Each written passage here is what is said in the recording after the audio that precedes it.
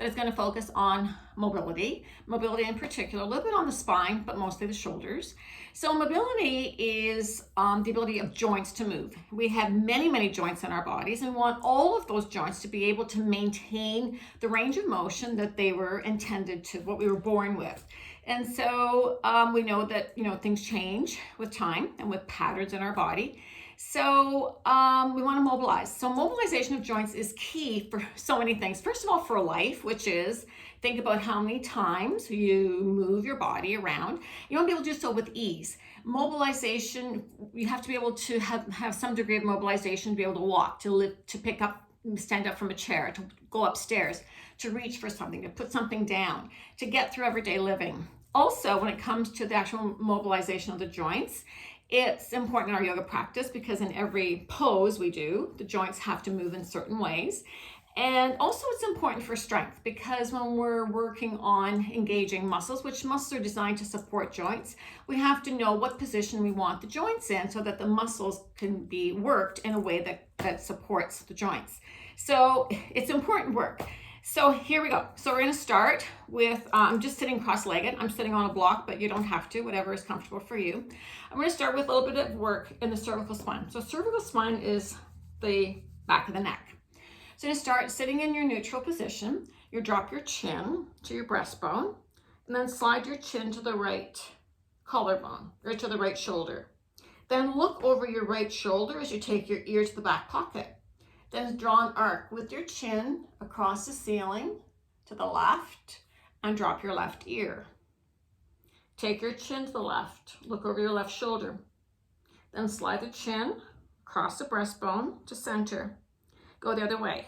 Slide the chin to the left. Look over your left shoulder as you drop the ear to the back pocket.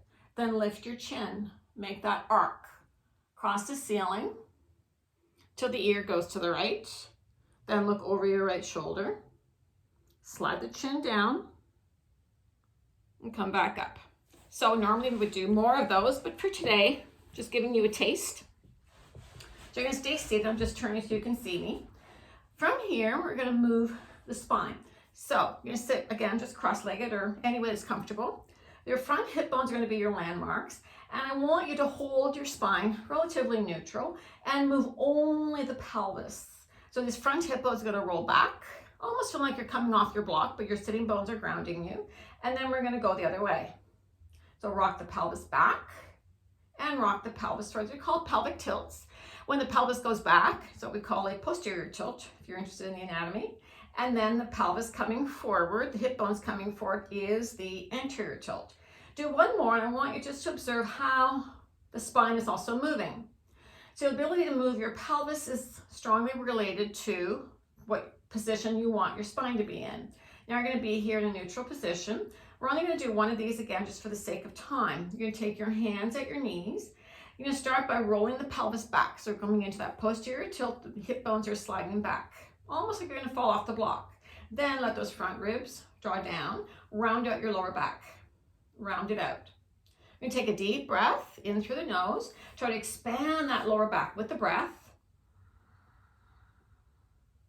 Exhale. And now continue that rounding through the thoracic. Those back ribs, middle ribs, shoulders, all the way down, tuck the chin. You're in a slumped, rounded position. Now keep everything at the top rounded. Move the pelvis. Roll the pelvis forward.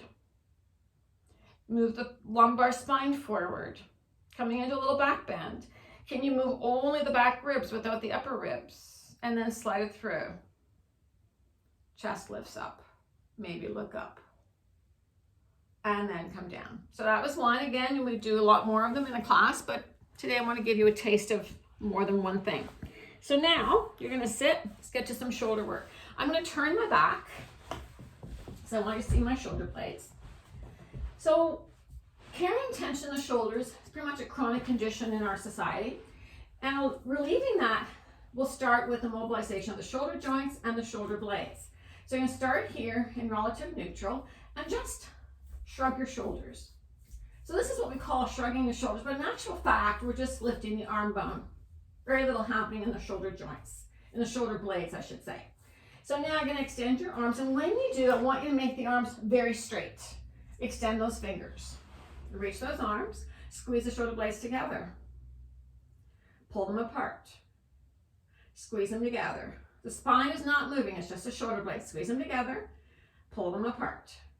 Squeeze, wide. Squeeze. This is called retraction. Imagine there's a pencil there, you want to grab the pencil. And then wide, protract. As wide as you can go without moving your spine. I'm not rounding, not what I did earlier, just the shoulder blades. And then pause. Give your arms a break. Extend your arms forward again. Same degree of work in the arms. Lift the shoulder blades up. Pull them down. Lift them up. Pull them down. So these two positions you might be more familiar with. The elevation and the depression. Elevation, depression. And then pause.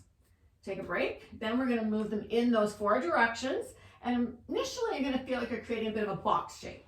So extend those arms, squeeze them together, lift them up, take them wide, pull them down, squeeze, lift, wide, down, squeeze, lift, wide, down, pause. If you've never done this before, you may feel like, oh my God, nothing is moving back there. Perfectly normal. Keep doing it. There probably is something moving, but the range will increase with time. Extend those arms. Work the arms. Now we're going to do the same thing, but in reverse. Lift the shoulder blades. Keep them lifted as you squeeze them together. Pull them down. Take them wide. Lift. Squeeze. Down. Wide. One more. Lift. Squeeze. Down. And wide. Shake it out. So now you're going to come onto your hands and knees. Any padding that you'd like under your knee, please take the time to do that. So set your front leg so the knee is over the ankle. Spread the toes, kind of grounding in that foot. This is where we want the pelvic tilt. You want these hip bones to lift up, tailbone to come down. This puts us in a position where we can access the strength, both in the hamstrings and in the glutes. So feel like your tush is turned on a little bit. This helps your stability. So here we go. Smooth the shoulder joints now. So you're in that posterior tilt. Left hand to the right knee.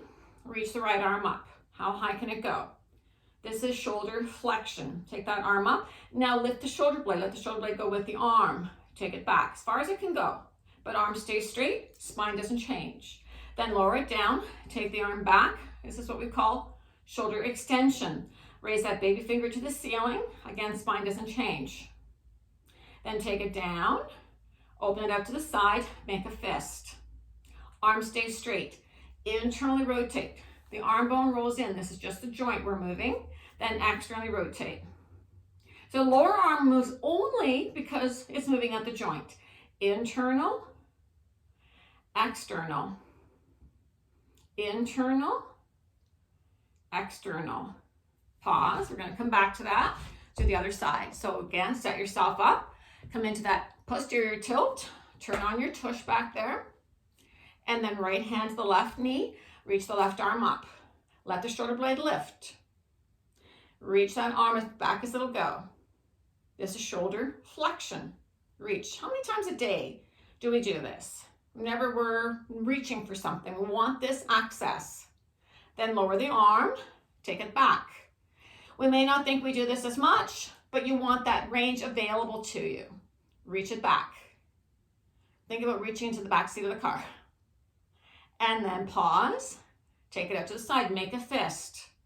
Lock that arm in place. Internally rotate. Deltoid rolls down. Externally rotate. Deltoid rolls back. Internal. External. One more. Internal. Lead from that shoulder joint, not from the wrist or the elbow. And then roll it back. And then release. Now let's come full circle, literally. So front leg, stable. Posterior tilt, pelvis is stable. Right hand to the left knee. Reach the right arm up. Take as far as you can. Elevate that shoulder blade. It can't go any more. Now you're going to move from the shoulder joint. There should be no pain. So if your arm up here is going to be a little bit painful, it's okay to move it up to the side. So reach the arm, can't go any more. Rotate the shoulder joint, internal, internal. Keep the work on the joint. Take it back. Press the palm to the ceiling, a little higher, and then lower it down. Palm is facing out. Reach, so you're pushing the air to the ceiling. Lift a little bit more. Now retract the shoulder blade. You might feel this beautiful stretch in front of the armpit. Lift the arm a little higher. You can't go any more. Rotate the joint, externally rotate. And then finish that circle, bring it up, and then lower it down. Other side, left leg forward. Right hand to the left knee. Reach that left arm up. Remember, the shoulder blade lifts with the arm. It's designed to move. Can't go any more. Internally rotate. From that shoulder joint, roll it in as you take that arm back, pushing the air to the wall behind you. Then lift the air to the ceiling and then lower it down. Push the air back. Now retract that shoulder blade. Again, you feel a nice stretch in the front of that armpit chest. A little higher. Externally rotate at the joint. Take it up and over and lower it down. Good. So if that's the first time you did that, it may have felt strange. It may have felt like you didn't move very much. But just pause for a moment and feel how your joints feel. It always feels like they've been oiled, like they've been greased a little bit. So I'm going to end, just got a couple minutes left. I'm going to end with a little bit of wrist work. So extend the right hand straight out in front of you. Hold on with the left hand, hold the lower arm, reach the fingers. Point the fingertips to the floor, fingertips to the ceiling. Hand is straight, arm is straight. Then from here, you're going to